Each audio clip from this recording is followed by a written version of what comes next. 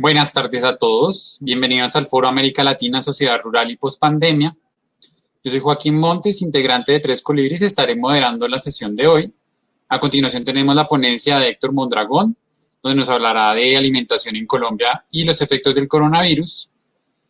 Héctor Mondragón es economista e investigador colombiano, asesor del movimiento campesino indígena y de afrodescendientes. Entonces, sin más introducción, puede comenzar Héctor. Buenas tardes a todas y a todos. Vamos a tratar entonces de ver cómo esta epidemia en Colombia ha afectado el sistema alimentario, o diríamos mejor, cómo las falencias que tenía el sistema alimentario de los colombianos han afectado a las familias de nuestro país debido a esta situación del coronavirus.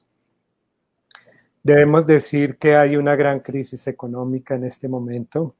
En el segundo trimestre del año, Estados Unidos bajó 33% su producción con respecto a ese periodo del año anterior. Brasil disminuyó un 11%. En Colombia el desempleo llegó al 20%. Pero estaríamos en un error si pensáramos que esta recesión que existe hoy mundial solamente fue causada por el virus y no tenía antecedentes muy serios que anunciaban ya una caída económica. Esa caída tenía elementos como la baja del uso de la capacidad instalada por las empresas europeas, por ejemplo, y especialmente estaba anunciada por la crisis del petróleo, la superproducción del petróleo. Estados Unidos había hecho grandes inversiones en fracking, se convirtió en el principal productor mundial y el precio se desplomó. Y eso causó quiebras en serie en los Estados Unidos y afecta todo el sistema financiero que dio los créditos para estas inversiones en fracking. Podemos ver que esa crisis viene desde el año 2016 y solamente se ha aminorado por las guerras en el Medio Oriente, la situación creada para Venezuela, pero ha afectado en general todo el sistema mundial que presentó en el mercado un aumento de las insolvencias en casi todos los países desde el año 2017, es decir, fueron 3 años del 2017 al 2019, aumentando cada año el número de empresas insolventes en el mercado internacional. Colombia había escapado de eso, pero en el 2019 las insolvencias aumentaron 5%, es decir, ya Colombia se integró a esa caída de la economía mundial porque estaba ligado a la crisis petrolera por la dependencia del país del petróleo y el carbón y de los agrocombustibles, pero también porque era inevitable que repercutiera esa desaceleración de la economía mundial. Esto fue entonces agravado por toda la situación del coronavirus. ¿Qué representa esto para el sistema alimentario? Significa una interrupción de las cadenas productivas y distribución que se venía presentando desde el año pasado, porque los bancos dejan de financiar los créditos para inversiones en producción y comercialización de alimentos y las aseguradoras dejan de asegurar a los bancos para financiar estos créditos y poco a poco el sistema se va sintiendo resentido y los países que han entrado a depender de la importación de alimentos, como es el caso de Colombia, que anteriormente producía sus alimentos y ahora ya tiene que importar grandes cantidades de productos como el mismo maíz, del cual importa el 80%, la casi totalidad del trigo, el 90% de la cebada son importados. Incluso hemos llegado a importar café para el consumo interno para poder exportar. Entonces hay una dependencia alimentaria muy seria Y en esa medida la crisis económica general, independientemente del coronavirus, pero mucho más grave con el coronavirus, interrumpe todas las cadenas que permiten traer los alimentos que permiten importar. Se ha visto entonces muy afectado en cuanto a la alimentación debido a esto. Las aseguradoras, debido a este sistema alimentario del comercio mundial, se han convertido en las rectoras del mundo, porque si las aseguradoras no aseguran, los bancos no prestan, y si los bancos no prestan, los productores y los comerciantes quedan paralizados. Eso ha llevado a que algunas aseguradoras, como por ejemplo la Allianz, que tiene su sede en Alemania, haya llegado a comprar en el 2001 el Dresdner Bank, que era uno de los grandes bancos alemanes, que después fue comprado, entre comillas, por el Commerzbank, para que realmente Allianz se convirtiera en el dueño de los dos bancos, y ahora quieren comprar también el Deutsche Bank, de manera que son grandes imperios financieros que controlan la actividad económica, y dentro de ellas la comida, que es muy grave, porque la comida no puede depender del lucro. Hay lucro en la economía, y si el lucro es el que impone si come la gente o no come, pues en un momento especialmente de epidemia significa que la gente no come. Entonces, esa dependencia alimentaria ha tenido como contraprestación las inversiones en los territorios rurales, que fundamentalmente pues en Colombia se hacen en agrocombustibles, en expansión de la caña de azúcar, que llega no solo ya al Valle del Cauca, sino entró al norte del valle, donde ayer moría un indígena de una comunidad desalojada, pero también un periodista que estaba cubriendo los acontecimientos, que era un indígena también que había estudiado en la Universidad del Cauca. Entonces hay también la expansión de los cultivos de palma africana, que se ha demostrado que han estado ligados al conflicto armado casi tanto como los cultivos ilegales, que todos son orientados a las necesidades de la inversión mundial, en la medida en que se coloca a Colombia dentro de ese esquema como un país importador de alimentos y un país productor de agrocombustibles, y sobre todo exportador de carbón y de petróleo, que pasa a ser el petróleo el principal producto de exportación y el carbón el segundo, y con las consecuencias que ahora vemos, que el carbón y el petróleo ya no son negocio, a pesar de lo cual el gobierno colombiano insiste en hacer proyectos pilotos de fracking, que es el menos rentable de todas las inversiones y la más dañina para toda la infraestructura del subsuelo, del suelo y del ecosistema. Y en esas condiciones el país se desarma frente a la necesidad de alimentar a sus habitantes. Un país que depende de estas exportaciones de petróleo le pasa como a Venezuela, que ante cualquier conflicto político es fácilmente bloqueado y llevado al hambre, y no puede enfrentar esa situación. Entonces, Colombia se puso a sí misma en esa situación cuando Colombia no dependía de la importación de alimentos, y ahora dependemos, y nos toma la epidemia precisamente en esa dependencia.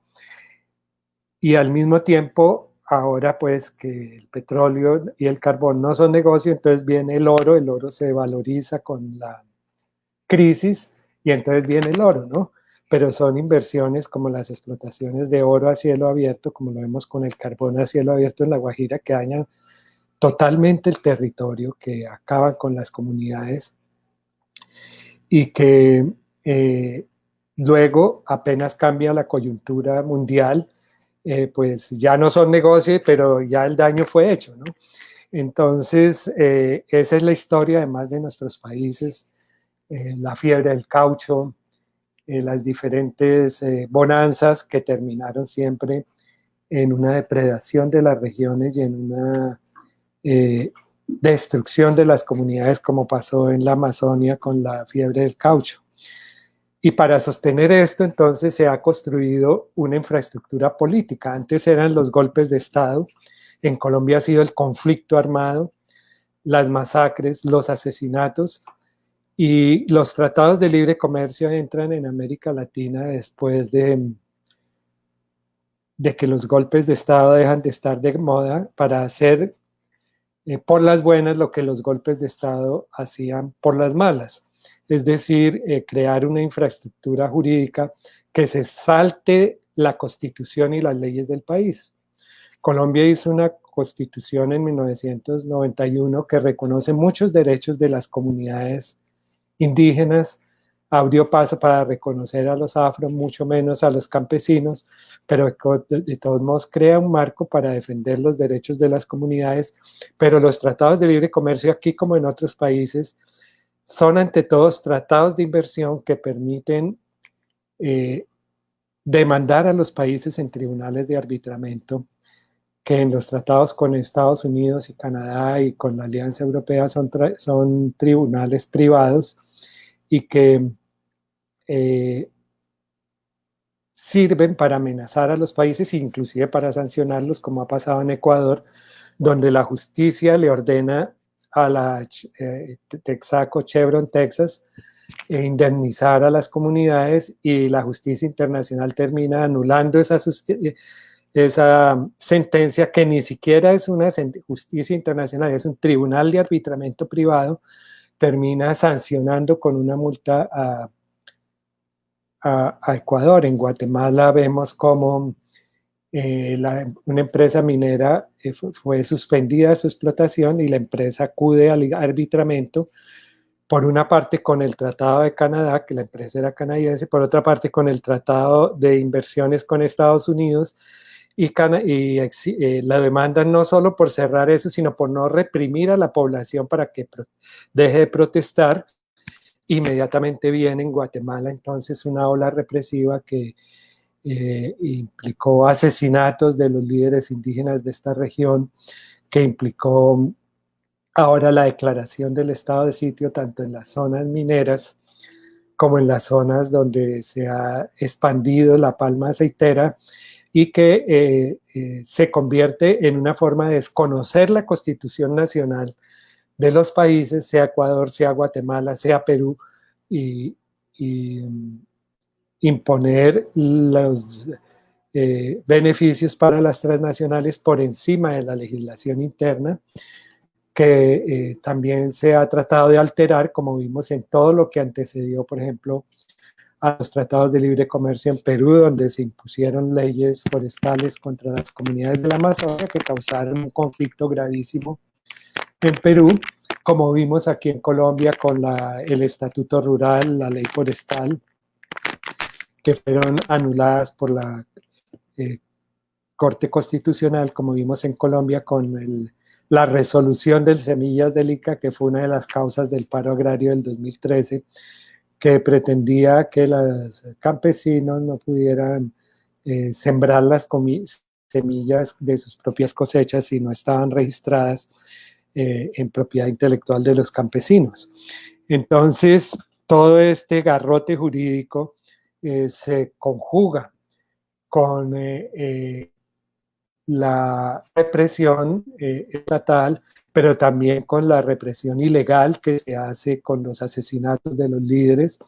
y con la existencia del narcotráfico, que se encarga, como en México, como en Colombia, como en Guatemala, de hacer gran parte de este trabajo sucio, también en Honduras, y que hace parte también de esa estructura agraria que se ha creado, donde se concentra la propiedad de la tierra, se disminuye la producción de alimentos, se importan alimentos y la población se desvía hacia la economía ilegal, hacia la economía del narcotráfico, y el narcotráfico se convierte en un nuevo elemento para masacrar a la población y para someterla y subyugarla y destruir el tejido interno y los mecanismos propios de decisión de las comunidades, imponiéndoles las leyes de los diferentes narcotraficantes, sean quienes sean ellos. Entonces, en este sistema también se parte de una visión de que el campesino campesino, el indígena, son improductivos, de que no son viables, de que son ineficientes y que la única producción viable y eficiente es la gran producción. Esto ha sido desmentido en varios países. Vemos como Vietnam, siendo un país con solo pequeñas producciones, se convirtió desde 1983 en un gran productor mundial de alimentos y exportador de alimentos, y inclusive también de café, sobrepasando a los demás países exportadores de café, a pesar de que nunca había exportado, de arroz, etcétera. Y vemos que no es cierto que esto de la pequeña producción sea necesariamente ineficiente, que si hay tierra y condiciones de tecnología y de crédito, pues se puede responder. Y en la crisis vemos que los pequeños agricultores muchas veces han respondido de una forma mejor. En Europa, en la crisis del 2008, los investigadores independientes han demostrado que la pequeña agricultura respondió a la crisis y que los pequeños agricultores, por una serie de factores propios de la agricultura familiar, consiguieron no solo resistir a la crisis, sino avanzar en la crisis, mientras que las grandes empresas no resistieron y, sin embargo, los gobiernos ayudaron a las grandes empresas y a los bancos y no a los pequeños agricultores. Es lo que tuvimos en Colombia en la crisis agraria prolongada que precedió a la recesión de 2008, en que se inventó el llamado programa de agroingreso seguro, que terminó beneficiando ni siquiera, digamos, a todos los grandes propietarios, sino a un grupito de amigos del gobierno de ese entonces, y no se quiso ayudar a los pequeños propietarios, que solo han venido a pasar a primer plano después del gran paro agrario del 2013. Y eso, pues, permite mostrar cómo el pequeño agricultor no solo desempeña un papel fundamental en alimentar a países como Colombia, o como es el caso, por ejemplo, en Brasil, sino que el pequeño productor responde a las crisis. En China, ahora con el coronavirus, las cooperativas campesinas han ampliado en gran escala el comercio electrónico que ya hacían. Tenían una experiencia, por ejemplo, del terremoto de Sichuan en 2008.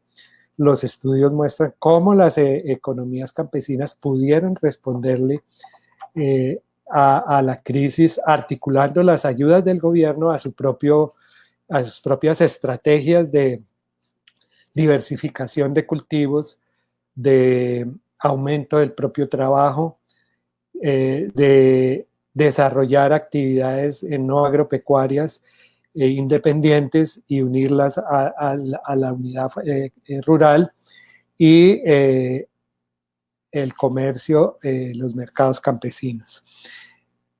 Eso se vio en gran escala en la epidemia, por ejemplo, en Guayaquil. En Guayaquil hay una experiencia maravillosa. Después de que Guayaquil tuvo centenares de muertos en 2 semanas por el descuido del gobierno local y nacional, y está sumido en el total aplastamiento de la ciudad, los campesinos salvaron a la ciudad del hambre. El Movimiento Nacional Campesino organizó la Brigada Campesina, que llevó la comida a Guayaquil en el momento en que no solo los precios estaban muy altos, sino que los propios comerciantes grandes no se atrevían a ir al campo por la comida, por el miedo a la mortandad que había en la ciudad.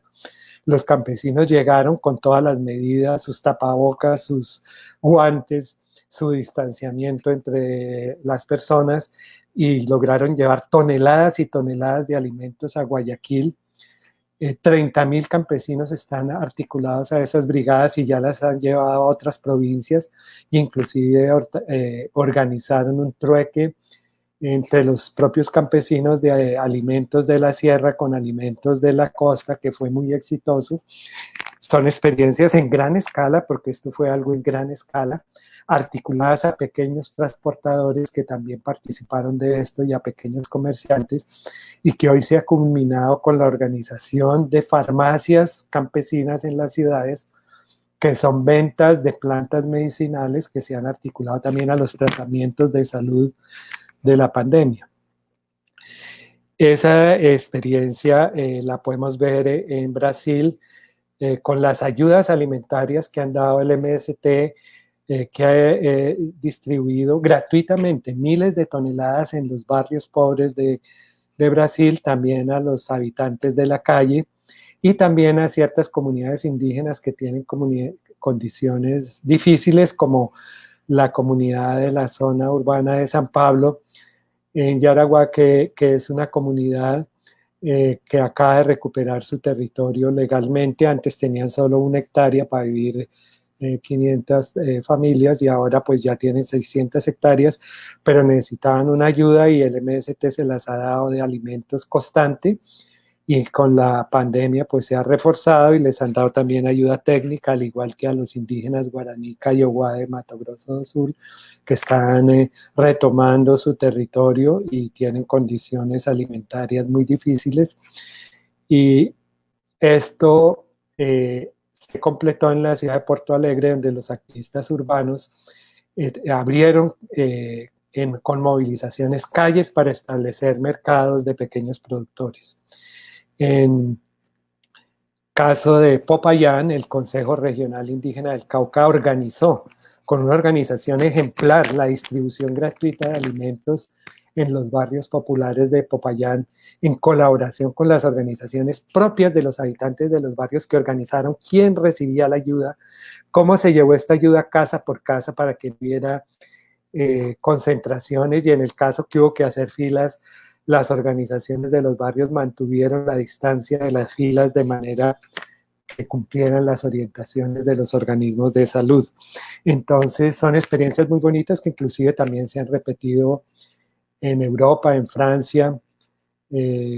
con el movimiento de granjas abiertas, en la ciudad de Bolonia,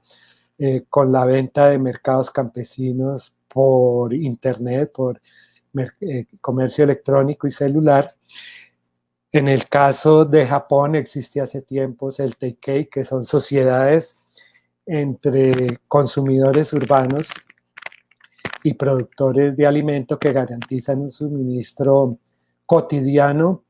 de alimentos orgánicos a habitantes de las ciudades, que están organizados en estas asociaciones y que ya han demostrado y funcionaron perfectamente en la epidemia y ayudaron a hacer el aislamiento social. Hay que decir que en estos países asiáticos, cualquiera que sea su sistema económico, el hecho de que a finales de la década del 40 del siglo pasado haya habido profundas reformas agrarias ayudó mucho a tomar las medidas necesarias para la epidemia. No solo China y Japón, sino Corea del Sur, Taiwán,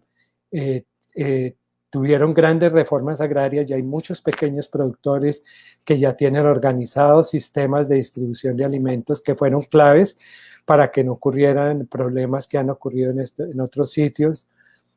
con las centrales de abasto que se convierten en un centro de distribución de la epidemia también, y que aunque en Bogotá se trató de hacer una experiencia, se está haciendo una bonita experiencia de distribuir mercados campesinos de buena calidad con llamadas telefónicas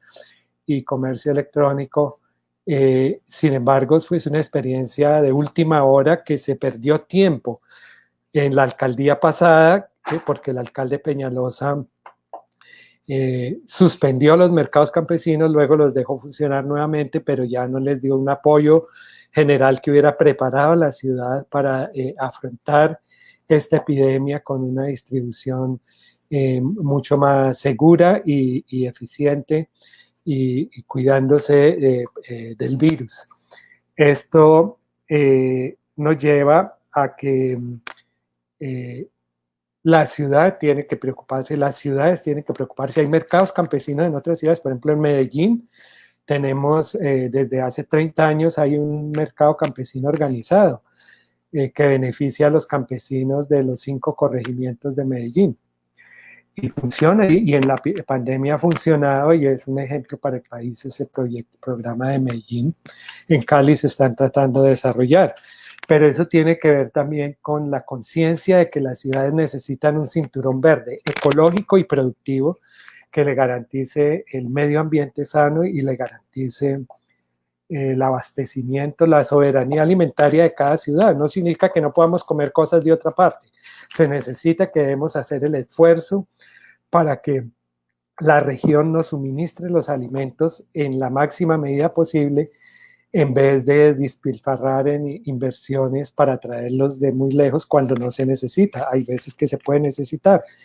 El gobierno colombiano sacó un decreto ahora para importar el maíz y el sorgo y la soya sin impuestos, ¿no? Eso es absurdo. Cuando los productores de maíz colombianos se debaten, la mayoría no tienen tierra, tienen que arrendar la tierra, pagar altos arriendos y cada vez son más golpeados por una política de importaciones que no tiene para nada en cuenta la capacidad de producir maíz, por ejemplo, que tiene Colombia y otros alimentos. Aprobó también un plan de subsidios al crédito, en el cual le da subsidios de crédito supuestamente muy equitativamente, el 20% para los grandes, el 40% para los medianos y el 40% para los pequeños, pero resulta que los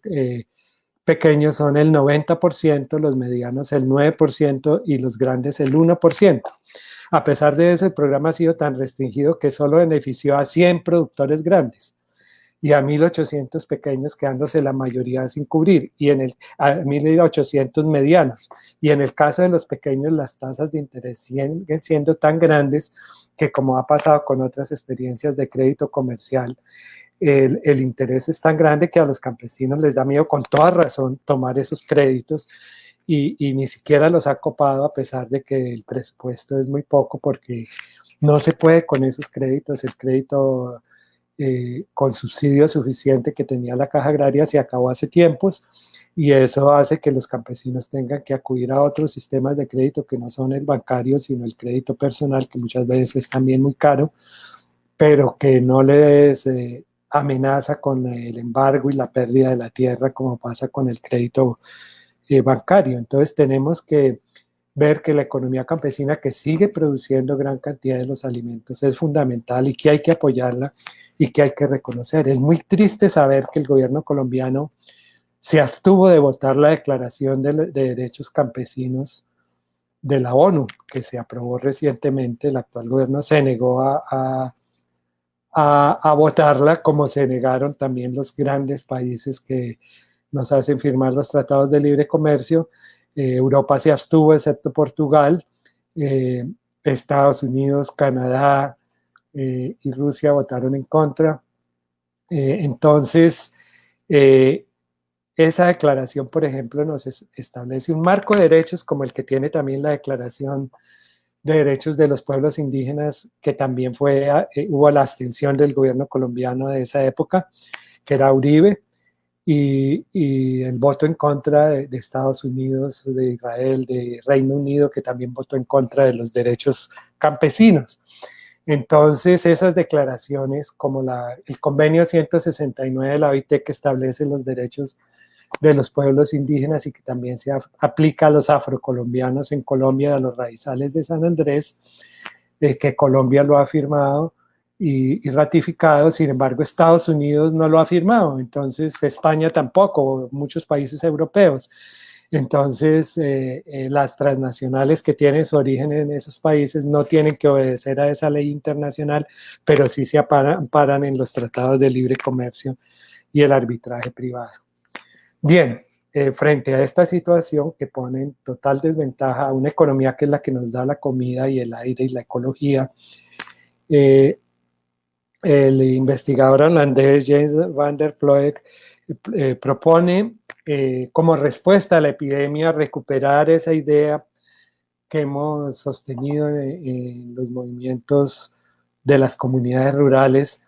de articular la soberanía alimentaria con la economía campesina y de las comunidades tradicionales, con la agricultura ecológica y con los mercados territoriales como los mercados campesinos. Esto me parece que es el programa que debemos tener, que nos ha hecho falta estar dotados de eso para la situación actual y que para el futuro es el plan de recuperación que precisamente proponemos, pero esa propuesta internacional, en el caso de Colombia y algunos otros países, tiene que ser articulada a una reforma agraria que distribuya la tierra para que sea realmente una reforma rural en el caso de Colombia, porque en el caso de Colombia existe una gran concentración de la propiedad privada de la tierra y es necesario revertirla. Existen millones de hectáreas, por lo menos tenemos unas 8 millones de hectáreas aptas para la agricultura que están siendo desperdiciadas por los grandes propietarios. Quienes producen la comida siguen siendo los pequeños campesinos. La gran propiedad, cuando es sembrada, generalmente es en plantaciones, como lo he dicho antes, de caña de azúcar y de palma aceitera, y se necesita priorizar la producción nacional de alimentos, tanto de los pequeños, medianos, como grandes propietarios, pero también privilegiar la producción ecológica, la defensa del medio ambiente, el reconocimiento de la naturaleza, de sus derechos. En el caso de Bogotá tenemos un punto de partida que es la Reserva Van der Hamen para eso, que es ante todo una reserva forestal, pero también es una reserva productiva. Los campesinos de Suba han propuesto hacer un parque productivo en su territorio que se articule a esta reserva forestal que el gobierno de Peñalosa, la administración Peñalosa, intentó fracturar y reducir, pero que como resultado de los procesos que se han dado, la nueva alcaldía ha decidido continuar, pero esa reserva, junto con los cerros orientales, que son otra reserva, deben ser una gran reserva, como lo ordena la ley 90 del 93, una gran reserva ecológica y productiva del país, agrológica, un cinturón verde de Bogotá, que nos dé los alimentos y el aire, en vez de tener una cantidad de lotes de engorde que están preparando echarle cemento a las tierras agrícolas más útiles del país, que son las de la sabana. Las propias ciudades europeas tienen cinturones verdes. Es un nombre sacado de ellas, de lo que se hizo, por ejemplo, en Inglaterra o en España en cierto momento, y que es una garantía de la seguridad alimentaria y de la soberanía alimentaria de las ciudades, y también es un respeto a la naturaleza, es un crecimiento urbano respetando la naturaleza. Y desde luego a los pueblos indígenas, cuyo trabajo enorme de cuidar la madre tierra tiene que ser reconocido. Todo esto nos puede dar una perspectiva diferente, que en el caso de Colombia también es lo que nos puede permitir salir de esa maldición de los cultivos ilegales,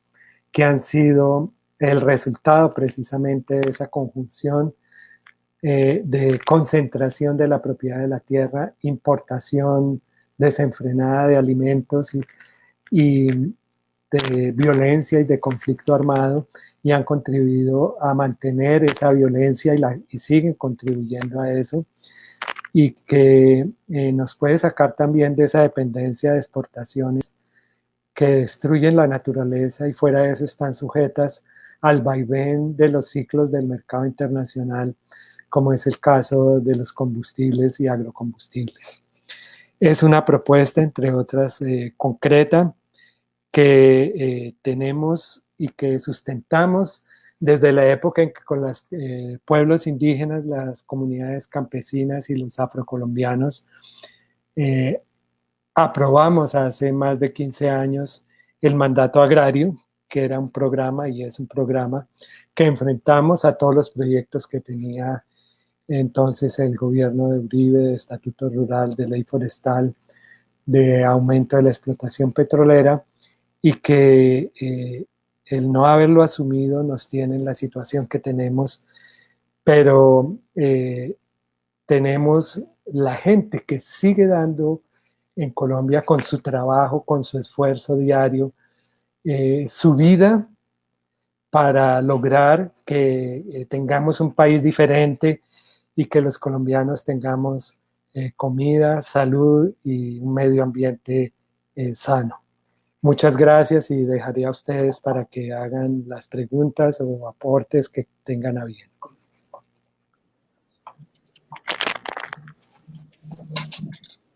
En el momento no tenemos todavía preguntas propiamente, sin embargo tenemos un par de comentarios que podemos revisar.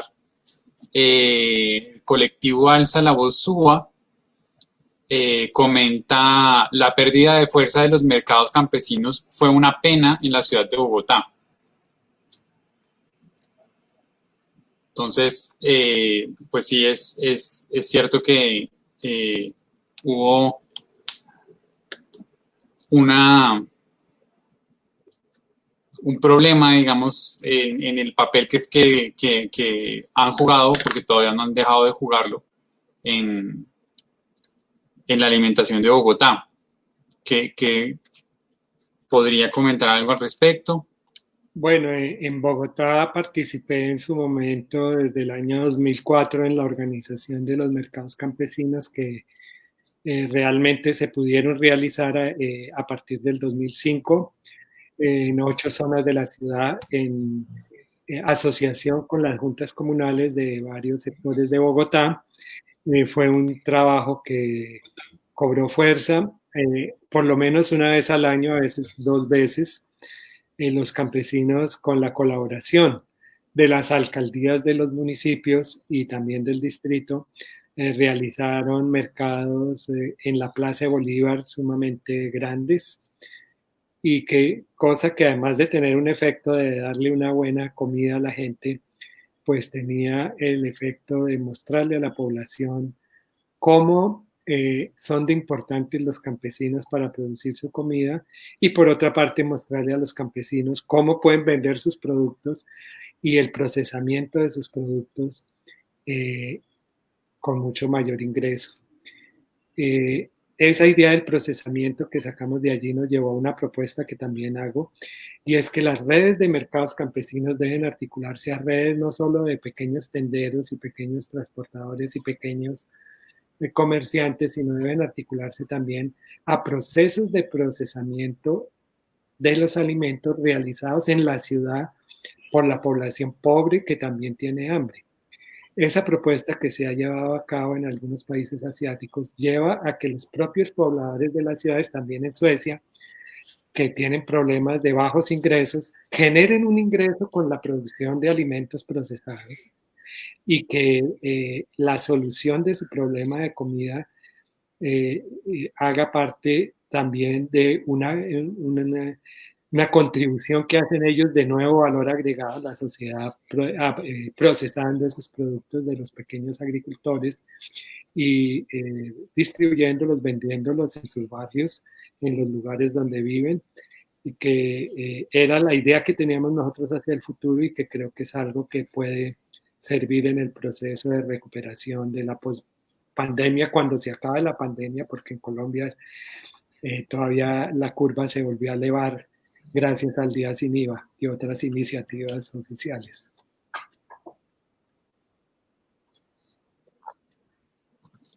Listo.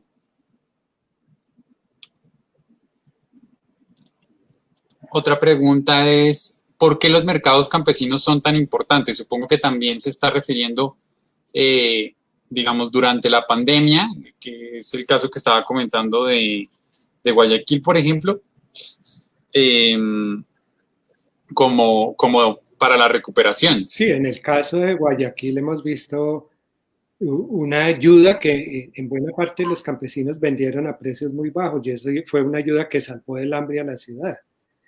Entonces en Brasil y en Popayán con los indígenas del Cauca vimos una distribución gratuita de alimentos en Brasil por los campesinos, en Popayán por los indígenas, que bueno, es salvar del hambre a la gente, pero los mercados campesinos son importantes a largo plazo, como lo vemos en Japón, para suministrarse alimentos digamos, continuamente, y además en el caso de Japón, alimentos orgánicos, alimentos sanos. Juan Carlos Gamboa preguntaba aquí por el chat, ¿por qué el reconocimiento de los campesinos como sujeto de derechos es importante para conseguir la soberanía alimentaria? ¿Por qué incluso la soberanía alimentaria puede depender de ese reconocimiento? Digamos, en primer lugar, que hay una negativa muy grande de los países latinoamericanos y entre ellos Colombia, de reconocer a los campesinos como sujeto de derecho. Esto se vio claramente cuando el convenio 141 de la Organización Internacional del Trabajo no ha sido firmado y mucho menos aprobado o ratificado por los países latinoamericanos. Ese es un convenio elemental, mucho más reducido, por ejemplo, que el de 169 sobre los indígenas, porque prácticamente la única medida obligatoria que toma ese convenio, que recomienda la reforma agraria, pero no la obliga, es obligar a respetar la organización campesina. ¿Por qué no se firmó ese convenio? ¿Por qué no lo ha querido Colombia aceptar a pesar de lo elemental que es? Porque se quiere desconocer la organización campesina como un sujeto, se quiere desconocer al campesino como sujeto de derechos con dos objetivos. Primero, despojarlo de su tierra, como se ha hecho en Colombia, y segundo, liberar la importación de los alimentos de manera que no se protege a los campesinos ni ni como producción nacional, ni con planes de fomento rural, ni con crédito especial para campesinos,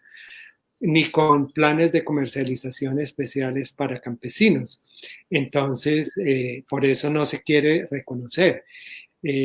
Igualmente, para que esa norma no sirva de parámetro para los tratados de inversión y no se pueda decir después que había una medida que protegía a los campesinos antes de que se realizaran las inversiones y las empresas puedan argumentar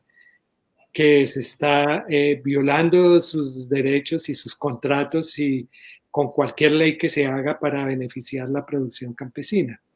Esto entonces ha sido una condición para darle por la cabeza, como dicen los campesinos, a la soberanía alimentaria del país, porque sin producción campesina Colombia no tiene soberanía alimentaria. Por eso hay proyectos de ley y de reforma constitucional reconociendo esta categoría de campesinos. La Constitución colombiana habla de los pequeños productores rurales, pero no quiere usar la palabra campesino, ¿no? La Declaración de Naciones Unidas sí usa la palabra campesino y por eso Colombia se abstuvo. No quieren saber de esto. En el censo nacional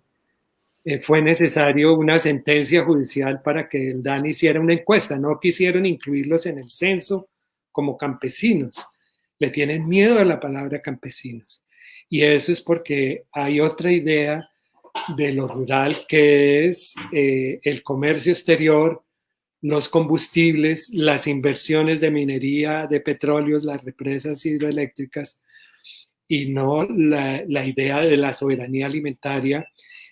y por eso la personalidad constitucional e internacional del campesinado es sistemáticamente desconocida y continúa siendo desconocida.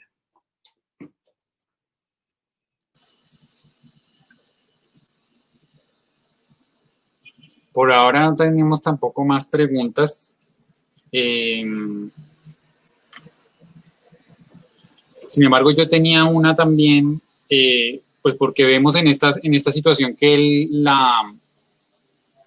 las prioridades del gobierno van muy orientadas a la preocupación por la desaceleración económica. Eso es lo que quieren evitar, eso es lo que tienen ellos en este momento pendiente. ¿Cuál podría ser una preocupación alternativa que nosotros propusiéramos como prioridad? Bueno, desde luego la prioridad es la vida, ¿no? La prioridad es la vida en dos sentidos, la salud y la alimentación, porque para estar vivos hay que no estar enfermo no agravarse, tener atención médica, pero por otra parte hay que tener comida. Entonces, por eso las medidas de distanciamiento social son desde luego una prioridad. Ya expliqué por qué no tener un sistema de mercados de los productores territoriales nos hace más vulnerable en cuanto a la salud y en cuanto a la comida. Eso se puede comenzar a solucionar. Ya dije que la alcaldía estaba contactando a los productores con los consumidores, pero de todos modos la prioridad es la vida y el gobierno ha demostrado que no. Eso que hicieron con el día sin IVA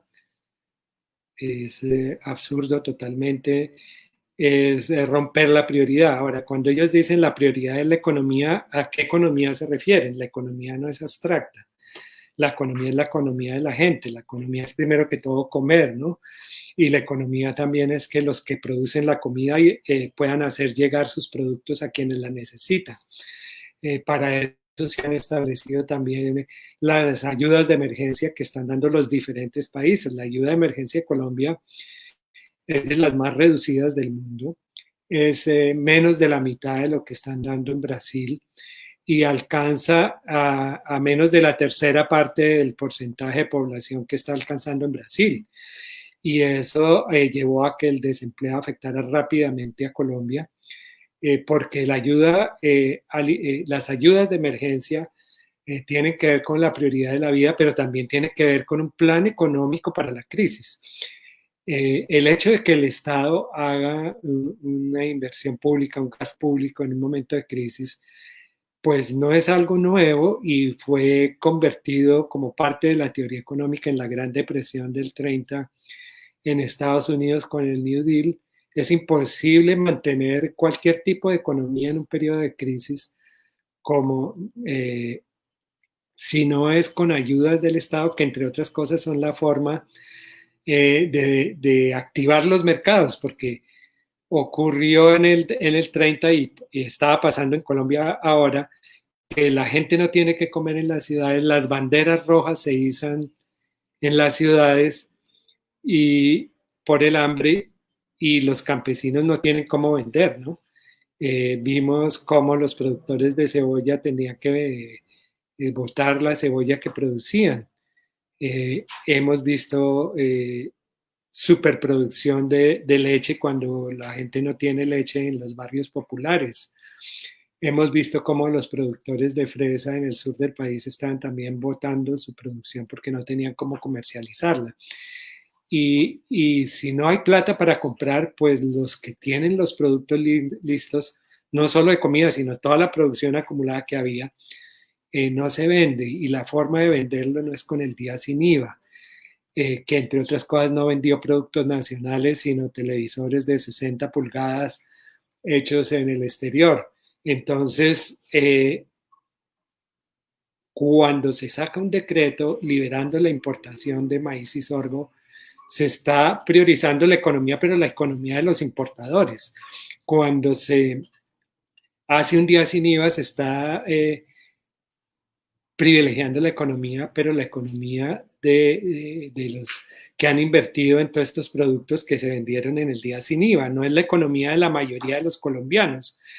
Y entonces no podemos hacer esa polarización entre priorizar la economía y priorizar la salud. En este momento la salud es prioritaria, pero eso no significa que la economía no sea decisiva para salir de esta crisis. Y tenemos entonces que hacer un plan económico en el cual la producción fundamental tiene que continuar con las medidas de distanciamiento adecuadas, pero también con que la población pueda comer y no se vea obligada a salir a rebuscarse y que tenga una ayuda emergencial suficiente y no como la ínfima que se está dando en Colombia. Y en esa medida, la prioridad económica también tiene que ser el apoyo a los pequeños productores que producen la comida en Colombia, que la están produciendo. Eso es una prioridad para la reactivación y ya veremos, porque por el momento lo que se ha demostrado es que haber abandonado las medidas de distanciamiento social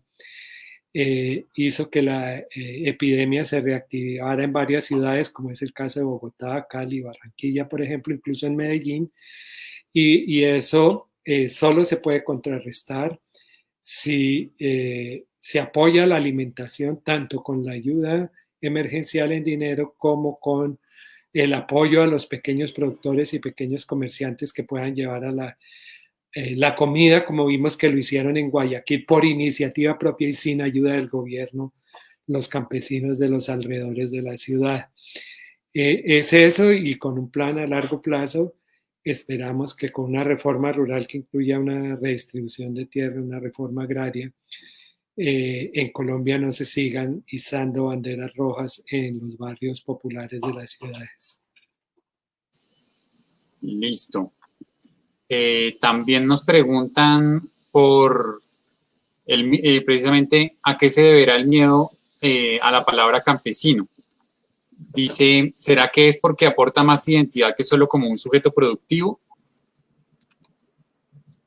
Pensaría que estaríamos más o menos de acuerdo sobre ese punto. Es un miedo económico y un miedo político, porque económico ya lo expliqué, porque el campesino desea la tierra, quiere la tierra, ama la tierra, y no se quiere esa resistencia a abandonar la tierra para dejarla libre a la inversión transnacional y al daño ecológico, y es un miedo económico porque el campesino produce los alimentos. Siempre ha sido así en Colombia, y hay quienes prefieren importar los alimentos y exportar carbón o petróleo u oro. Pero es también un miedo político y cultural, porque los campesinos se pueden asociar con los sectores urbanos, consumidores, pequeños comerciantes, con la población de las ciudades, que como lo ha hecho, por ejemplo, en Japón, y puede establecer una correlación política diferente a la que existe hoy en día, a idear, podríamos decir, las instituciones del país, los parlamentos,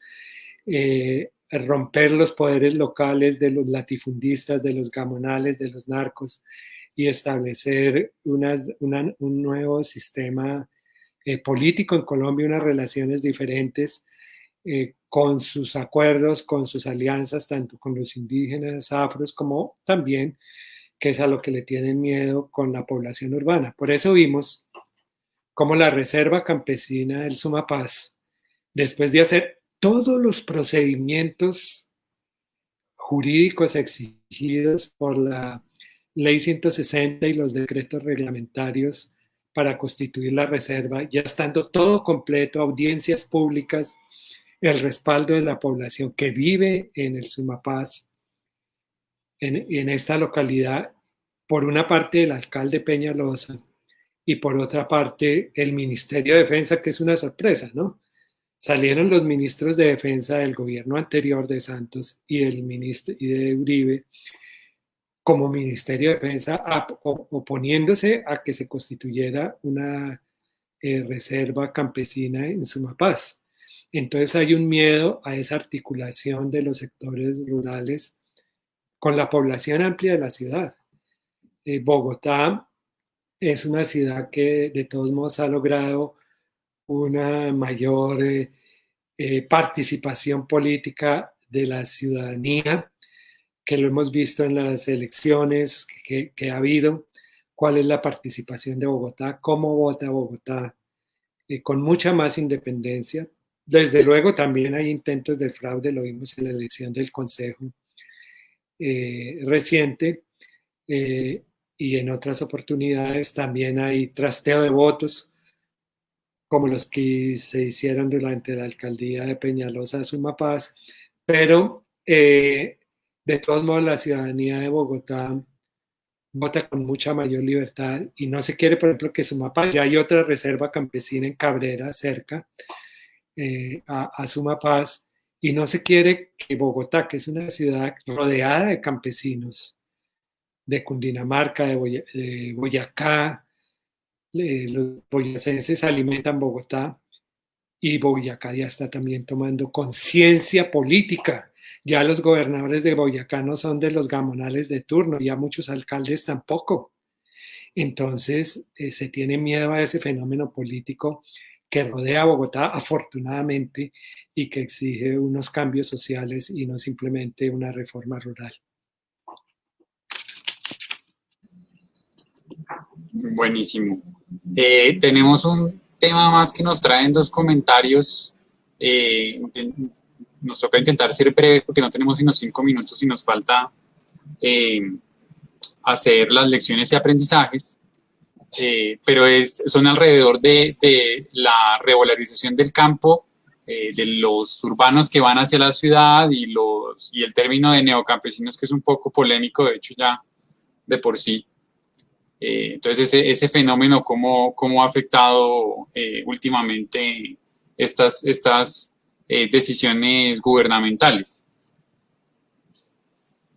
Bueno, neocampesinos los tenemos sobre todo en Europa y en Estados Unidos, especialmente en Europa. Hay el caso de Longomai, donde hace 40 años se estableció un grupo de jóvenes que procedían de la ciudad, algunos profesionales de agronomía y veterinaria, otros simplemente personas que necesitaban producir y sostenerse en medio de la crisis económica que había en ese momento. El municipio donde llegaron los rechazaba, la gente los veía como hippies, marihuaneros, a pesar de que ellos no usaban marihuana y mucho menos drogas.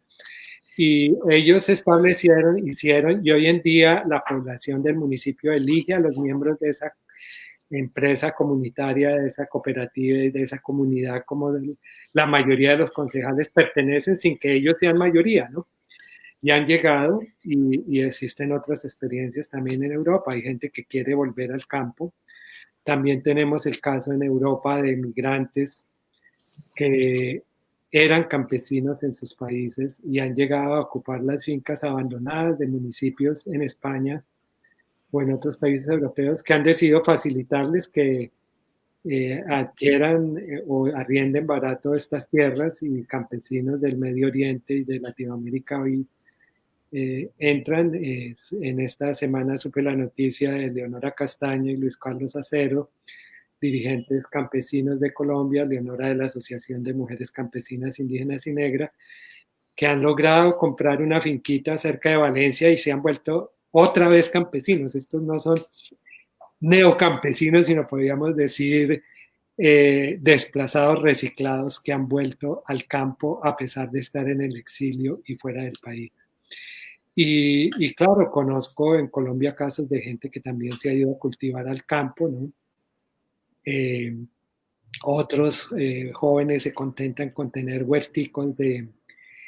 el balcón de sus apartamentos. Algunos amigos han ido más allá y tienen cultivos hidropónicos, orgánicos, y han logrado venderle a los supermercados. Bueno, es un fenómeno interesante de agricultura urbana. En la ciudad de Ginebra, un grupo de colombianos logró alquilar una tierra y hoy vende papa criolla a todos los colombianos en Europa, ¿no? O por lo menos a los de Francia, vecina de la ciudad de Ginebra, ¿no? Que es un producto que cuando uno está en el exterior no consigue por ninguna parte, ¿no? Entonces, es un fenómeno. Ya tenemos,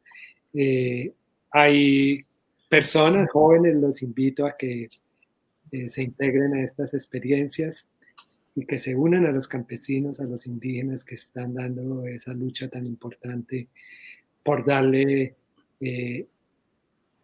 aire, tierra y comida a Colombia. Bueno, por último, entonces quedaría la pregunta de qué lecciones y aprendizajes han dejado esas experiencias expuestas. Creo que, o yo por lo menos por mi parte, resalto particularmente pues, el rol de la soberanía alimentaria en la crisis actual, la posibilidad de cinturones verdes para nuestras ciudades, que son iniciativas que están funcionando y que generan incluso incomodidad a los grandes poderes, y eso precisamente muestra el poder que tienen, y preguntarse la economía de quién es la que va a ser la prioridad de aquí en adelante. No sé si Víctor quiera complementar algo, darle un punto final. Muy bien, agradezco a Misión Rural la invitación a participar de este foro, del cual me he nutrido también de muchos aprendizajes. Un abrazo y honor a José Abel Lix, quien dio su vida luchando por eso el día de ayer. Bueno, muchas gracias. Entonces creo que con eso podemos terminar. Hasta luego a todos. Los veremos en las próximas sesiones del foro.